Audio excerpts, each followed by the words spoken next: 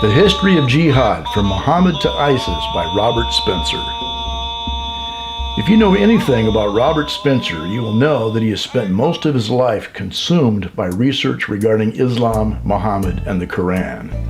As the director of Jihad Watch, he has become one of the utmost authorities on the subject, and for this he has been a target of scorn by liberals, and even more seriously, by Muslim fanatics who would very much like to silence him. Because of his brave and open criticism of Muhammad's little helpers, he has been added to the list of those forbidden entry to England for fear of starting a riot that the authorities cannot contain. His latest book compiles the most thoroughly documented history of Muslim violence to date. Loaded with references from the Quran and quotes from historical documents that few have access to, he paints a picture of an ongoing violent stream of jihadi activity that has filled the streets with blood both east and west. When many authors look to find the glorious golden years of Islam, Spencer proves that those golden years have always been at the expense of infidels and financed by those dhimmis who have submitted to paying the jizya tax in support of the Muslim cause. Islam is ultimately about power, but Spencer and others have demonstrated that words have power as well, especially when it's based on the truth.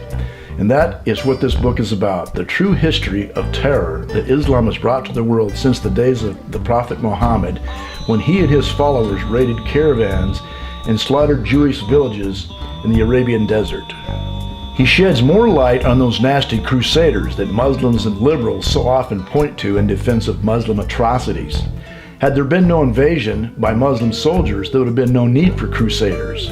The Crusades did not get organized enough to even talked about until several hundred years after Muhammad's followers had conquered most of North Africa and spread terror all the way to India. In order to establish a worldwide governing caliphate, by year 711, Muslims stormed across the Strait of Gibraltar to Iberia, what we call Spain today. Then by year 1001, Muhammad of Ghazni, the Sultan of the day, was destroying Hindu temples of idolatry and converting them to mosques and stacking up mountainous piles of human heads while the streets ran with blood. The Muslim slave market became so overwhelmed with victims that the average person could afford a slave. As a Muslim soldier, you might have as many women sex slaves as you pleased.